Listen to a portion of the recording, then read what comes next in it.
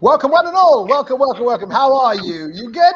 Had a nice sunny day? Yeah, it's been lovely here in the UK. Nice sunny day. We've had lots of lovely cricket played all day. Can I just say, it's been a while since we've had to stop for rain and covers and all that drama. That feels like problems from a long time ago, all the rain weather. But we've had some good weather finally here in the UK, and we enjoyed England versus India. Day 2, we are, of course, talking about the game that's going on at the Oval. This is the 4th of 5 tests, to get all my days and numbers. Yeah, 4th test. We've got Old Trafford after this. And it's the Oval. So it's all very, very exciting, a great pitch to play on, and lots of great cricket. How did we start the day? We started the day with England started 3 down, had about 50 on the board, and now they're all out. And we're in a similar spot. We've got about 50 on the board. We've got 43 on the board right now, and that's our state right now. So a similar position, but except we haven't lost any wickets. England at this time yesterday had about the same number of runs and lost a few wickets as well. Lost 3 wickets. Kunal and Sanika, we're in a good spot, aren't we? I feel the lead that they went off was far too high. I think initially, जब भी wickets लिए थे, we should have bundled them down early. But then again, it's a top side, it's an English side, it's their home, so obviously they had an advantage. But we didn't really capitalize on those initial wickets. That's where I think we missed the trick. But then, on a positive note, I mean, if you have to look at the positives today, we haven't lost a single wicket. And tomorrow is the real test, because tomorrow I'm pretty sure even if we survive the entire session without losing a wicket, second session onwards the middle order is going to be exposed again. That's really crucial. We have to bat the entire day tomorrow.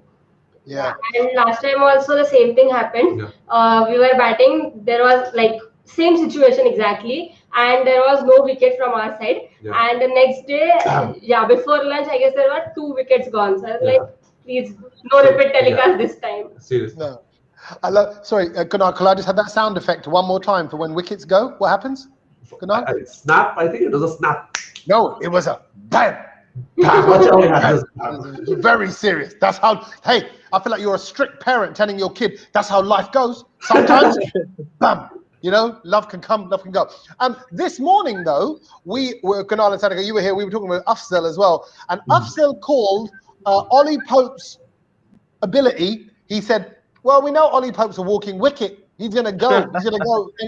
You thought, walking wicket Ollie Pope? Is that what we saw today? Definitely not. I believe Ollie Pope, the reason why he was played here, he had a double 100 here. And I believe that was slightly a reason to have him. But Josh Butler wasn't there, so he was a sure shot. But the way he batted, I saw a glance of Ian Bell batting the same way as he did. So Ollie Pope batted brilliantly. He was the main man between India's lead. So had we got him early, I believe this lead couldn't have ever reached 200. But the way he batted, it was sheer class. The conditions to bat were quite easy. The Indian bowling attack is not the same as the England bowling attack. So I believe Ollie Pope was the standout player from this whole English side, and he was definitely not a walking wicket. No, you're right. But it also shows, again, the depth that England have. They've got this depth. They've have new players that have stepped up today, which must make us a little bit nervous. However, good cricket. Umesh, he got 3 wickets. Shardul got a wicket. We've got some great players out there. Surely the CEO is feeling a little bit positive based on that. Well, Ollie Pope scored runs, but you have to, look at it from a different perspective. If you actually look at it, no one actually, except for Jasprit Bumrah, challenged the outside edge of Ollie Pope. Everything and anything was just coming in. I don't know what has happened with Mohammad Siraj, but he's actually not bowling the away swinger, which he was bowling so well in Australia, and then what he did in India. He's hardly been bowling even the ball that holds its line, except for the only dismissal that comes to my mind, which has happened through that method, is the one of Josh Butler in Lords in second innings, which was the 9th wicket to fall. So, you can argue that probably India did bowl well, which has some merit, because if you allow the opposition to reach 290 from 63 for 5, you've definitely not bowled well. But that is the risk when you play a pace trio of Umesh, Shardul and Siraj, because it's both a combination of inconsistency and inexperience. And all 3 of them aren't known to bowl dry. It's something that they can't do. They can't do something what an Ishant or Ashwin can do. That is, when conditions are good for batting, they can't bowl dry. And that is why, when the runs started to come, they came in a flurry. But the other thing is, again, like I said, it's about no one challenged the outside edge of Oli Pope or any other batsman. And actually, if you look at it, the last 5 wickets were more down to England's poor batting than India's good bowling. You look at Johnny Bairstow's wicket. He's been dismissed the same way LBW 3 times in 6 innings. Shami did it in the first test in Lords. Ishan did it in the second inning in the first test in Nottingham. Ishan did it in the second innings at Lords, and today Siraj did it. And then you look at the wicket of Moeen Ali or the wicket of uh, Oli Pope. That was a nothing ball. And then you look at the wicket of Robinson. So India should actually be happy they didn't have not batted them out of the game, because it could have very well been like that. And for God, like, we should thank our collective gods that Joe Root was dismissed yesterday, because against this bowling attack, he would have actually taken out the deficit by himself if he had not been dismissed yesterday. And there's a reason why I was asking for Ashwin's inclusion, because if you look at it, India have 918 test wickets on the bench in Ashwin, Ishant and Shami. When Ishant and Shami were injured or had a niggle, it made all the more reason for Ashwin to come in, and that probably made that difference of 40-50 extra runs. However, like I said earlier, all's not lost yet, and this has been a test series where you can't really say which team has been more generous in throwing away the incentive or the opportunity, because whenever you felt that India can bat England out of the game, or can take complete control, they've allowed England to come back, and England have done the same, and that's been the story of the 4 test matches. So now hopefully you have to hope that India don't repeat what has been happening in this test series. Hopefully now they seize the initiative and bat long tomorrow. Now, so in your eyes, then, Kunal and Sanika, Gurkir is effectively saying could have been a lot worse. We got a bit of a lucky escape today. Lucky that we got, well, not lucky, or good fortune, what we're going to call it, that we got Joe Root out yesterday. Yeah. Would you agree with that? Are we in that kind of position, or was it quality play from us? Did you see something different? No, I totally agree with Gurpreet in terms of, I mean, both of the teams haven't really capitalized on the initial good starts, be it England, be it India. And luckily, in that sense, it has been equally poised. Usually, we want a test series, a contest where both seize the opportunities, and we have to see who does it better in that sense. But then this has been the other way around. I still feel tomorrow we have to bat and survive the entire day. Forget the scorecard, forget the number of runs on the board. We have to survive. We have to make sure that we don't lose a lot of wickets tomorrow, and we have to bat day after as well. Because if England get 2 days to entire, tomorrow's day 3, right? Yeah. So they have day 4 and 5 to bat and chase down the total. I know it gets more difficult to bat and easier to pick wickets in the last 2 days, but still we can't just rely on those statistics, because apparently this was a flat track and we were supposed to have high scoring first inning scores. Just one thing that I want to add. It is still a flat track, because the average second inning score in Oval is 315. From that point of view, India have done extremely well to restrict England to 290.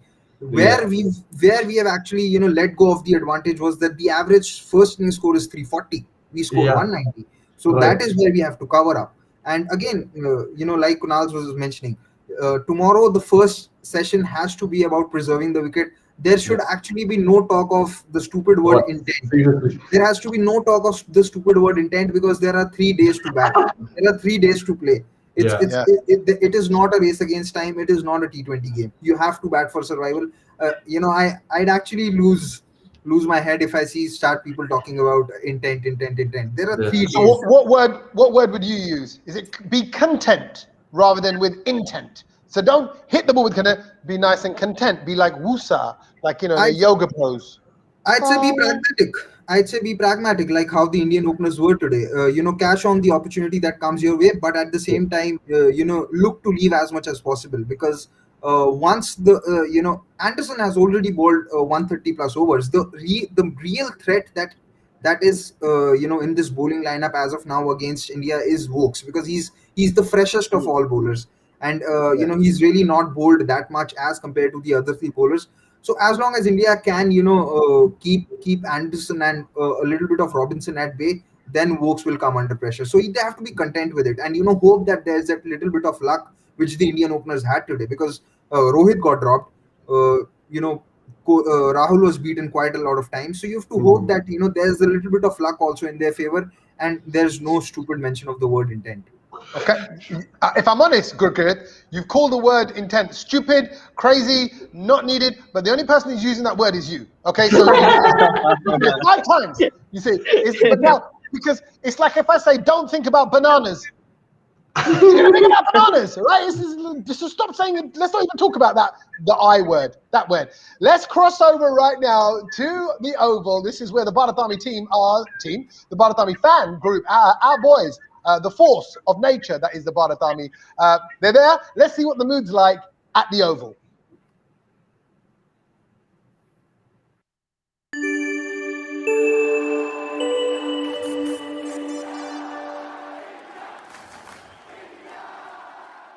Good evening here from the Oval on day number 2 with the Bharat Army.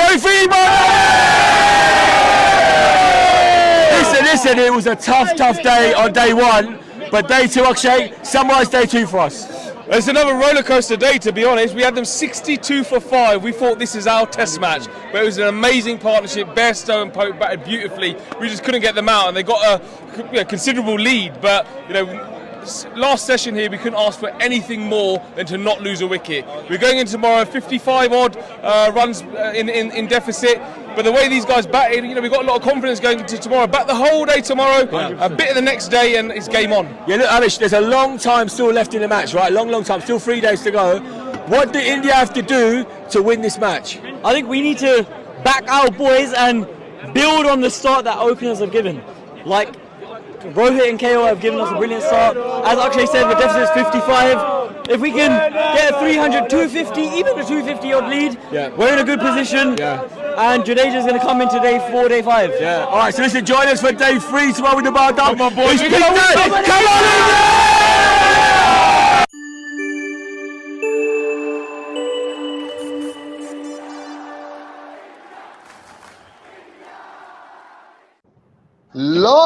Lots of positivity there. I'll be honest, I feel like they watched a different game to you. Like their mood and where they're at and where Gurkrit's at. Actually, let's start with your thought on that one. You're right. At one point, 62 for 5. Yeah. Like I forget. That feels like a million years ago. So what happened after that? In your opinion, what did you see? Well, I feel that was lack of inconsistent with just Gurkirat mentioned about that.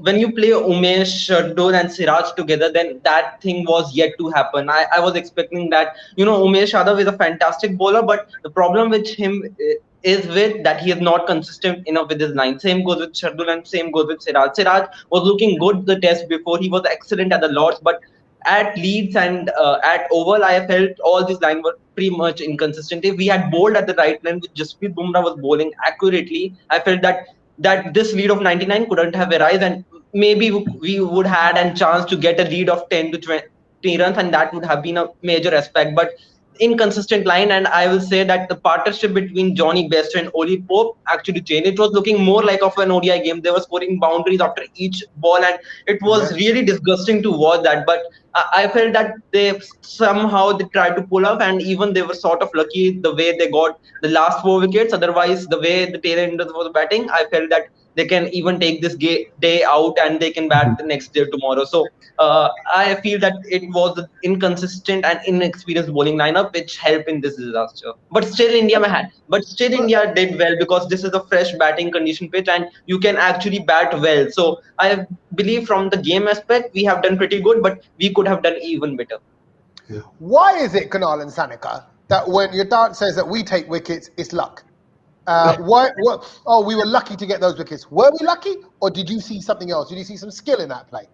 So obviously there was skill, but then I think the way England were batting, it kind of felt like they were giving away a few of the wickets. I mean, we didn't make the most of the situation. But then even Gurkirat or Yatadar mentioned before, we didn't really bowl those outswinging deliveries for Jafar wicket ja sakti thi. So I think a few of those wickets were, a majority of the wickets I think were fault of the English batsmen than just being the pure skill of the bowler. I think it was a mix of the both. So calling it pure luck would be a little bit, unfair to Indian bowlers. But then I feel even the batsmen are to be blamed for those wickets too. Yeah. I'm looking at a lot of comments from Aaron coming in. Aaron's kind of going, Rohit looks solid throughout the series. About time he scores a century. It says, if India plays all day tomorrow, India are winning. Let's just look at that, man. If India play all tomorrow, okay, Mr. Positivity. Actually, Yatharth, you said you were the good luck charm for Team India. Yeah. So what's going to happen tomorrow? And if India stay in batting, are we winning? Well, I have a very much different answer to this. So we are the members of Bharat Army, right? And what's the role of Bharat Army? Is the 12th man. So the 12th man can't just always support. We also need to do something to make India win. So I am trying to do my best. So I'll say India is a pathetic team. We did really bad to what we started today. We could have we were just totally outplayed by England, and England have full control on the game, and they're going to win it. So I have jinxed it at my best. I can't do any better. Okay. Has that worked in the past? Has that worked in the past, Yatharth? The Yatharth jinx? It did work. It was an IPL game. It was against Punjab, and I remember it was a fighting talk segment, and I pulled it off back, and then I said that Punjab is a very strong team, and they are going to defeat Delhi single-handedly. So it did work pretty well. I have something to add. Now you're going to get it. Go ahead. I have something to add. Now we know why India have not won an ICC trophy from 2013 to 2019. It's because Yatharth did not jinx it. Yeah. It's got nothing to do with Dhoni being the captain. It's got nothing to do with Virat being the captain. It's got nothing to do with the opposition doing better. It's got nothing to do with India not having a number 4. It's got nothing to do with Pakistan outplaying India in the Champions Trophy of 2017. It's just because that Yatharth was not there to jinx it. Yes, So, I was just over optimistic that India is going to win it. So I believe that was my fault, but I'm going to rectify it now. Awesome. Ahead of tomorrow, any thoughts as to things we want to avoid? Again, I'm thinking straight away. I'm thinking, I hope that tomorrow's first session carries on where we really left off. It was nice. It was controlled. It's like we're in the rhythm.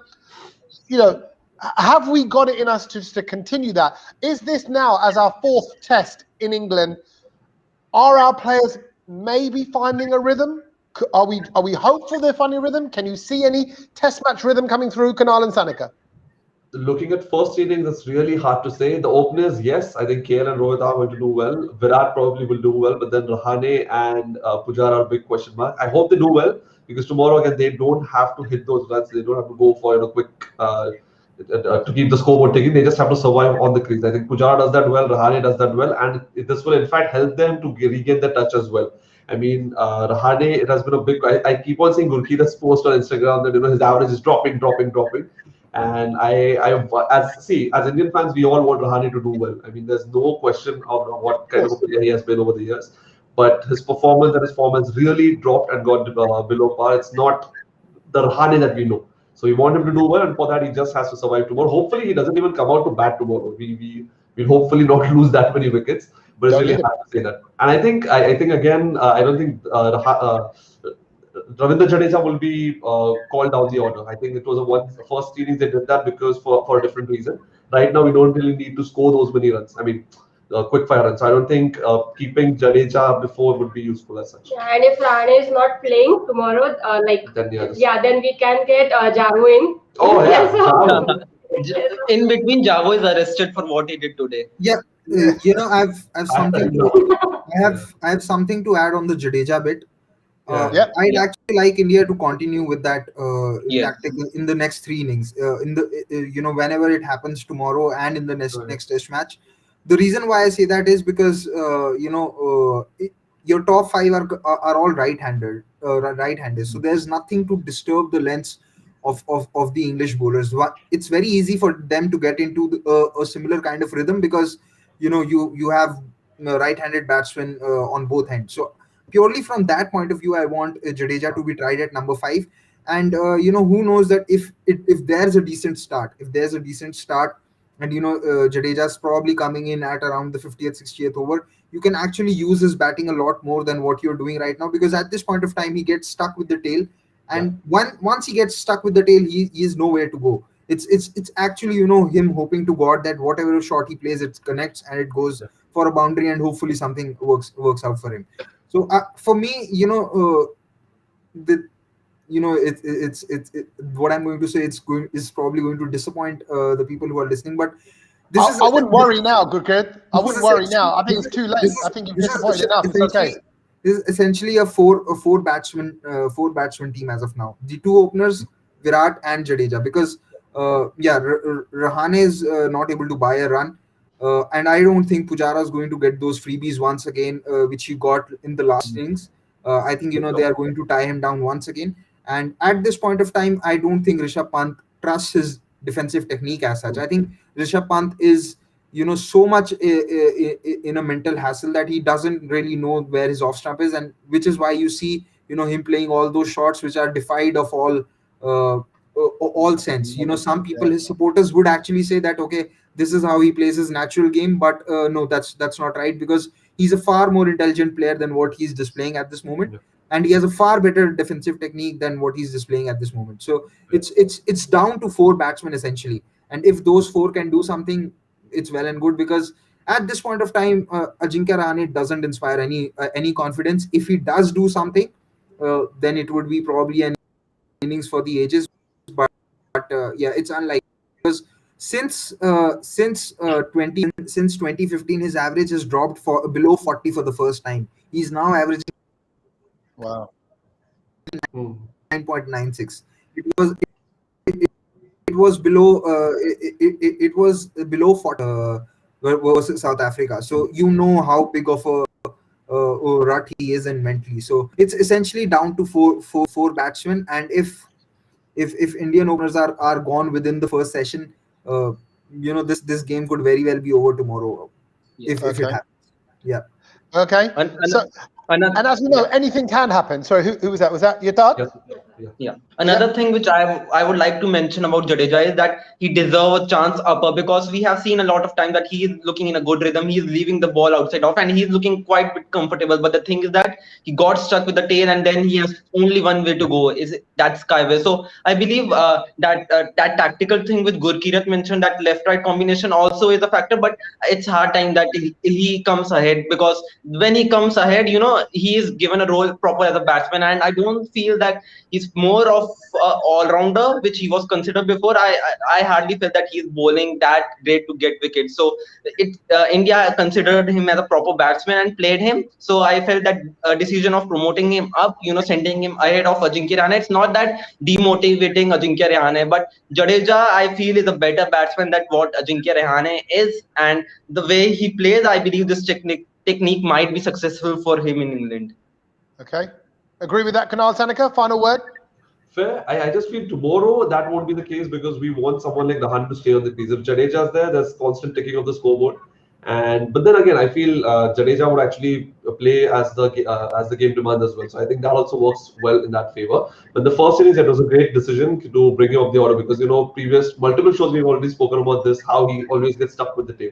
But yeah, tomorrow, don't look at the score. Just look at the wickets. We shouldn't lose a lot of wickets tomorrow. Just survive till the end of the day, and we should be set. But again, like even if we survive, that doesn't mean like someone had commented, if we survive the entire day, we are surely going to win. That's not the case. I think it's still there's a lot more to happen in this Test match. There's an entire innings by England left, and it all depends if how many wickets are left by tomorrow's the day ends. And hopefully, like Gurkirat mentioned, we have four batsmen who we can rely on. Hopefully, those four will step up, and the others two will give them a support. And bowling, Gurkirat. Don't forget about the bowling. We've got bowlers too. So it's there. I just want to add something on what Yatharth had mentioned about Jadeja not being used as a all-rounder. We are losing some context here. The context is that your number 7 or your all-rounder is there to add balance to the side. Now, your all-rounder cannot add balance to the side if at least three batsmen before him are not scoring runs, and at least 2 bowlers before him are not bowling well. I know Jadeja has not taken wickets, but he's the 5th bowler. He's not your 3rd or the 4th bowler. He can't do much. He was the most economical bowler in this innings.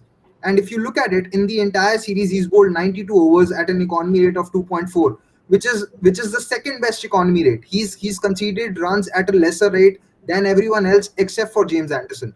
Now, if your support bowlers, which are number 2, number 3, number 4 bowlers, or 3rd or the 4th bowlers, are not containing the runs or are not picking up the wickets, you can't expect your number 5th to come and bring the breakthroughs. Like Virat said, if your 7th batsman can't do much if your 6th are not doing the job. Similarly, your 5th bowler can't do much if the first 4 are not doing the job. Today, even though Shardul, Umesh and Siraj took 5 wickets between themselves, they conceded 106 runs in 46 overs. That's an economy rate of 3.7. Jadeja was the only bowler who gave less than 3 runs. So I am not able to understand this criticism of Jadeja as a whole. He's adding balance to the side, and that will only show its effect when the batsmen before him are putting up some runs, and the bowlers who are bowling before him are containing some runs. By the time Jadeja came on to bowl today, England had already crossed 150 and India had scored 190. So how do you expect Jadeja to make an impact at that point of time? So I genuinely feel a lot of the criticism that is happening for Jadeja is absolutely ridiculous, because you can't he's the best number 7 and the best the 5th bowler that you have in the team right now. Arun has commented that if Pandya was fit, we'd have been able to play Ashwin and Jadeja. No, we wouldn't have been able to play Ashwin and Jadeja because Hardik's not the third bowler is not worthy of the third bowler in England, and he's not worthy of being a number 6 in England. He averages 30 in first class cricket, both with the bat and with the ball. Jadeja averages 40 plus with the bat in first class cricket. Ashwin averages more than 30 with the bat in first class cricket. It's just a perception. Hardik Pandya is not a fit for test match cricket. He doesn't even bowl 10 overs on an average in first class cricket. Again, we have so much of our opinions based on perceptions of white ball cricket that we sometimes just refuse to see plain facts which are right in front of us. Yeah, you're right. Please. Yeah, one thing which I would like to mention about good cricket is whenever he talks, you want him to listen as much as you can. So it's more like, you are listening to Harsha Bhogle, and I am sometimes like, I don't want to speak. I just want to listen this guy speaking. So hats off to that. The wisdom keeps coming in. That's why I call him the CEO. That's why I call him the CEO. He's the boss. Yeah. It's a good point, and even Aaron's noted your point and said, yeah, good point, and well noted. Final thing, I'm just going to say hello to Varnata, who's saying, Tommy Baji, when can we get an oval ticket? I'll send you an oval ticket. I'll send you a square ticket, a rectangle ticket, a triangle ticket. I'll send you tickets any shape you want. They're all there. They're no good to get you into anywhere, but I can do the shapes. So thank you for being a part of it. That's Aaron and Sparta, and that's everybody else who's commenting on Facebook and YouTube and Instagram or wherever we are. Thank you to Bharat Army for representing Team India on the ground, representing your points as well. And boys and girls, I've loved this chat. I love the analysis. I love having these conversations. And it's quite nice to have a good night's rest. And then we'll get together in the morning, pre-play, and discuss it all over again. So until tomorrow, sleep well and roll on day 3. Take care, guys. Night. Bye-bye.